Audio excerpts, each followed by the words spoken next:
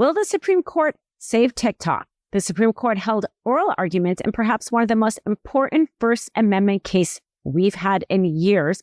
And the question is whether or not the law requiring the Chinese government to divest from TikTok is legal. My name is Dina Saigdal with the Legal AF. Let's break this down. So essentially, the question that the Supreme Court has is this a restriction on Americans' First Amendment right to free speech? Both the content creators who publish their works on TikTok, as well as the Americans who listen and watch the videos on TikTok, as well as TikTok itself, the U.S. subsidiary located in the United States. Are all of those actors, let's say participants, allowed to have their First Amendment rights restricted? According to TikTok, that's what would happen if this law goes through. On the other hand, the government says ByteDance, which is the parent company of TikTok, which is essentially controlled by China, does not have First Amendment rights. And the requirement that they divest, that they sell the U.S. subsidiary TikTok, is not a violation of the First Amendment because this is an action by Congress to protect the United States' national security rights. That's what was at issue. It was one of the most spirited oral arguments I've heard at the Supreme Court in a very long time. You had justices cutting off the answers from the various lawyers because they said, we need, time. We can't, get all of our questions in during this limited oral argument. The first issue that really the justices were grappling with was this law a content-based restriction? Because if it is a content-based restriction, strict scrutiny applies. If the government tries to limit content in any way, shape, or form, whether or not it's limiting the person who's speaking it, the viewpoint of the person who's speaking it, how they speak, what they say, etc., that is a content-based restriction and very clearly is a violation of the First Amendment rights. You can overcome that strict scrutiny. The government can argue and arguably win, saying that even if strict scrutiny is applied, we still need this restriction because of X, Y, and Z.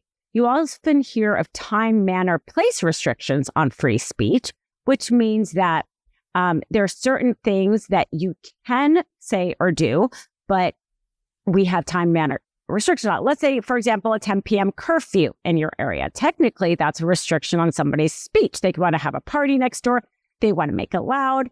But the restriction isn't a matter of that content. It's the matter of the time, right? So we do kind of allow some restrictions, but you have to overcome the strict scrutiny. You have to be doing it not so much on the content, but things like time, place, and manner. So the government tried to argue that this was not a content-based restriction, but the justices, I thought, across the board didn't really buy that argument. The Solicitor General kept saying that the Chinese government was using covert manipulation tactics in their algorithm. And Justice Sotomayor really pushed back on that and said, what's covert about this? Like, doesn't everybody know that China is involved in TikTok? Justice Gorsuch also bringing up, isn't this paternalistic? Isn't this essentially a viewpoint content-based restriction? Because the idea is that we don't like that China is involved because we are worried about China making Americans argue with each other. That's what the Solicitor General said, that they are trying to make our Americans argue with each other. Just as a side note, like, has she been on Facebook? We know how to argue with each other quite a bit without China's involvement. So that they didn't really buy. I think that they're going to say that this is a content-based restriction, and then has the government met strict scrutiny? And that question, the TikTok lawyers really tried to argue that they could have done a lesser restriction. Instead of requiring an outright sale of the company, they could have passed a law saying that if the U.S. subsidiary shared the American data with anybody, ByteDance or Google or anybody, that they have to, like, a very strict punishment, even jail. This is what the TikTok lawyer proposed. They could have even imposed a jail sentence instead of banning it outright. And that's what that TikTok lawyer said. The TikTok lawyer says, if on January 19th they have not sold this, it is going to go dark. It's going to go dark because the app store isn't going to allow it to be downloaded. And these carriers are going to not want to be able to fulfill the functions that they need to fulfill in order to have TikTok run. So that's what they said is going to happen if it's not, if the Supreme Court doesn't pass this or if it's not sold by January 19th. So the question really for these justices is the restriction of the sale going to be enough to satisfy the strict scrutiny? And the difficulty was the Solicitor General didn't really argue any facts so much about why this was necessary. There was a lot of, they have the capacity. China has the capacity to do this or the potential to do that. And there may be a lot of facts out there, but they just certainly weren't in the pleadings. And so that gave an opportunity for the TikTok lawyer to say, well, TikTok is not the only Chinese government site that's collecting information about the data. And they pointed to Temu. Temu has 70 million Americans, and they collect a ton of data on Americans, including being able to access their contacts and access their social media feeds. And that was something that Justice Sotomayor brought up about the TikTok being able to do this. And frankly, the government didn't have an answer to that. And that's what makes it seem even more of a content-based restriction than the American data security question, because you are not passing this law for all Chinese e-commerce sites that are collecting data on the American people. Especially because TikTok has already entered into a national security agreement with the government, trying to alleviate its concerns over the last few years. Oracle holds the American data and monitors that, so that way it cannot have access. So China cannot have access. So they've tried to do these things. So TikTok is really like, this isn't really even about the data because we've tried to protect this. There's other companies doing this. This is really about the fact that you think that China is trying to interfere with our speech.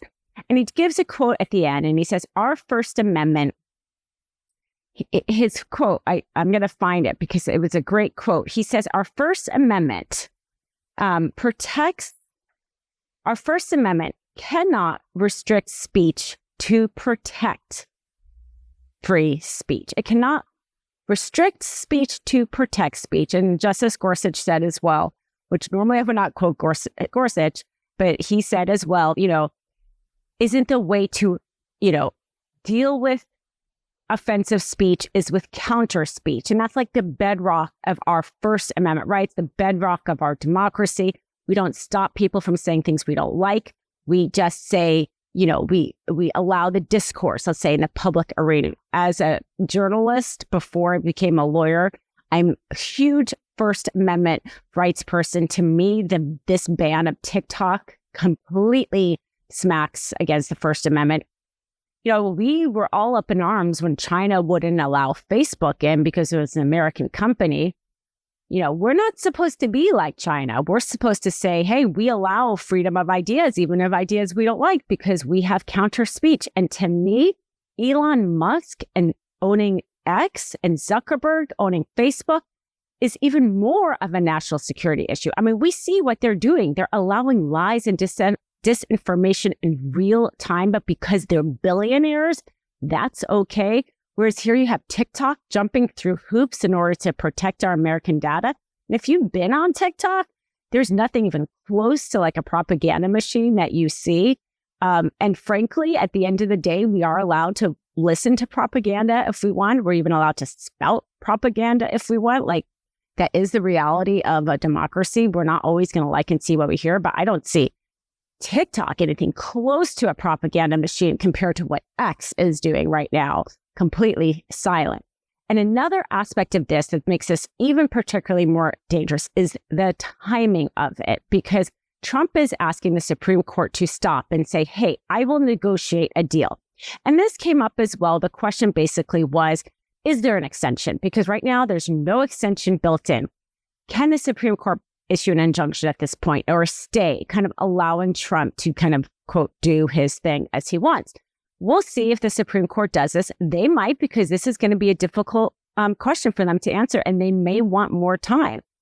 But for all of us who do care about freedoms and democracy, I think the last thing we want is for Trump to negotiate a sale of TikTok to one other of his billionaire friends who is willing to make it a propaganda machine.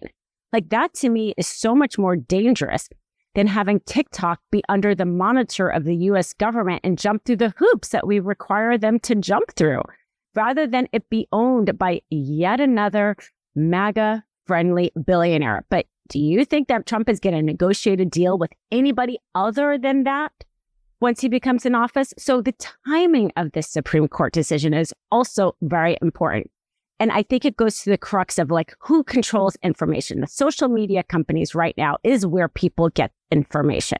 And so trying to control where 170 million people are getting their information, mostly young people who are already disenchanted with our government, taking that away, frankly, to me, is just like shocking that we've even gotten this far instead of going through all those steps, like they said, and this is, so to me, it's such a dangerous precedent and something that I thought, listening to the Supreme Court, that they didn't frankly understand. The amount of times they said, like, isn't it just the algorithm? Like, is it a big deal? Can't TikTok just, develop a new one? Can't they just do open source? I'm like, do you not realize the algorithm is the company? Instagram Reels, YouTube Shorts, they've been trying to replicate the algorithm and the popularity of TikTok, and they haven't been able to. It is the value. And I felt like they really did not get that to their crux. And it makes me worried for all that AI legislation coming up, because I don't think any of these justices had even been on TikTok. So they just didn't seem like they understood algorithm. They didn't understand even really like how much all e-commerce sites take people's data, how much, frankly, Americans are willing to give people their data. There's a lot of really important issues here that I didn't think the justices were quite ready and kind of had ramped up enough to grapple with. Part of it is because there was no trial. They took this on an emergency appeal, so they didn't have the benefit of like the evidence getting flushed out and the briefings getting flushed out from the lower courts. And I think that came, like, that was more obvious here. So I think that this is just the beginning. Like, our justices, that we have got to get more up to speed. If you're going to do something about TikTok, wow, you should have done it a long time ago. Congress needs to get more up to speed on AI and all sorts of stuff. So bottom line, will the Supreme Court say, is there strict scrutiny? This is a content-based restriction. I think yes on that. But two, they might say the national security overcomes that and that the ban satisfies it. That second part I thought was not as clear. And then the third option is that they do a stay or they do an injunction, which they may very well do, because that essentially means they kick the ball and this case can become moot if Trump negotiates a sale. But for all the rest of us that care about truth, the idea of Trump negotiating a sale to who he thinks will be friendly to him, to me, is so much more dangerous for the First Amendment in our democracy. But we will definitely keep you updated here on the Legal AF channel on this and all the other really important legal news developments.